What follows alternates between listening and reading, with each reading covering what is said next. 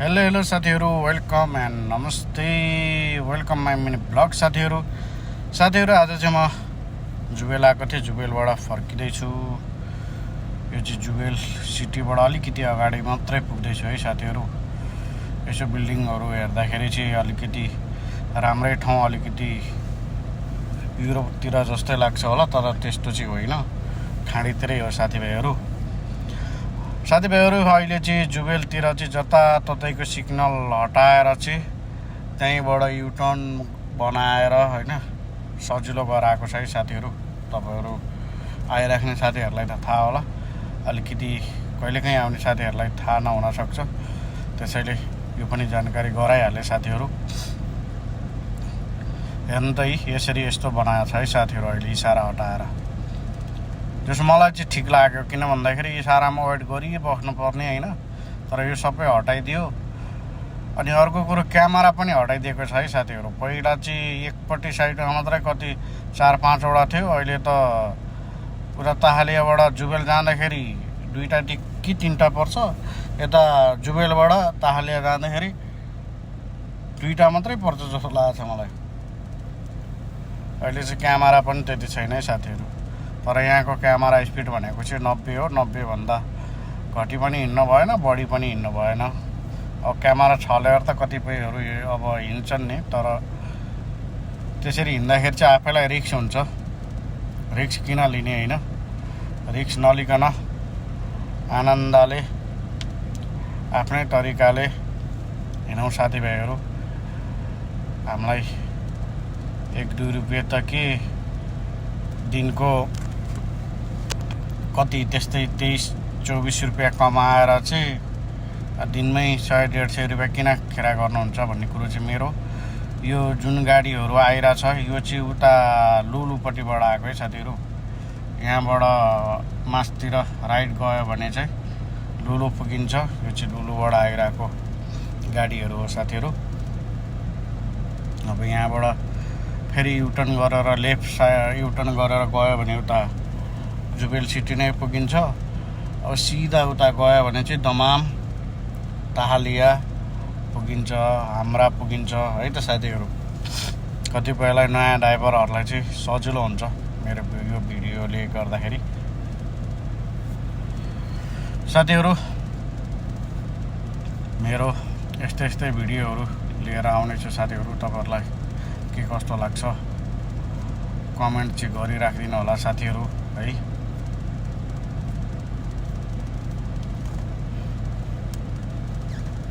अब यहाँ इसारामा एकछिन पर्ख्यौँ। अब यहाँ त सिग्नल तोड्यो कि त्यो मर्यो भनेर जानै हुन्छ साथीहरू, किनकि 3-4 हजार रियाल तिर्नुभन्दा त मर्नै बेस हुन्छ है। मलाई चाहिँ त्यति ठुलो लाग्छ। अब हुन त सबैजनाको आफ्नो विचार हो। हुन त एउटा क्यामेरा लाग्दाखेरि को मरिहाल्थ्यो र, तै पनि मर्नुभन्दा कमै चाहिँ हुँदैन, त्यति धेरै मन दुख्छ, किनकि धेरै दुःख गरेर कमाएको हुन्छ है। सो त्यसैले अब फेरि म चाहिँ सरर यहाँबाट लागेँ उता ताहालियातिरै, किनकि मेरो रुम चाहिँ उतै हो र म जाने बाटो यही हो साथीहरू। अब यहाँबाट सरर अगाडि जाँदै चाहिँ हाम्रा आउँछ साथीहरू। यो बाटोमा चाहिँ म दिनको 3-4 पल्ट हिँड्छु होला। बिहान एकचोटि, दिउँसो एकचोटि, कुनै बेला त फेरि अर्को एकचोटि पनि आउँछु, फेरि बेलुका एकचोटि आउँछु। बेलुका इन्जिनियरहरूलाई छोड्न आउँछु, बिहान इन्जिनियरहरूलाई लिन आउँछु। दिउँसो चाहिँ अब खानासाना यताउति तेलसेल हाल्न त्यसैको लागि आउँछु साथीहरू है। यहाँ चाहिँ अब जाने एक त एउटा बाटो र आउने एउटा बाटो भएर कस्तो शून्य लाग्छ होइन। तर अब त्यो गाडीहरूतिर अब त्यो हिँडिराख्ने मान्छेहरूलाई त थाहा हुन्छ कतिको भिडभाड हुन्छ भनेर। अर्को कुरो फेरि यो चाहिँ म अहिले दिउँसोको टाइम परिरहेछ यो भिडियो बनाउने बेला, त्यही भएर पनि दिउँसो त्यति भिडभाड हुँदैन। बेलुका बिहान चाहिँ भिडभाडै हुन्छ, किन भन्दाखेरि कोही ड्युटी जाने, कोही अब ड्युटी जाने इन्जिनियरहरूलाई लिन आउने, लिएर जाने हुन्छ होइन। अब बेलुका भयो भने चाहिँ अब छोड्न आउने, रुम जाने, घर जाने मान्छेहरू हुन्छ। सो त्यसैले बेलुका बिहान चाहिँ धेरै नै भिडभाड हुन्छ साथीहरू। अहिले दिउँसोको टाइममा चाहिँ त्यति भिडभाड हुँदैन। हो यतातिर चाहिँ एउटा क्यामेरा छ है साथीहरू। यतातिर आइपुग्ने बेलामा चाहिँ एकदमै ख्याल गर्नु होला। दुवैतिरलाई हान्ने क्यामेरा छ यतापट्टि चाहिँ, यहाँनिर चाहिँ फेरि है।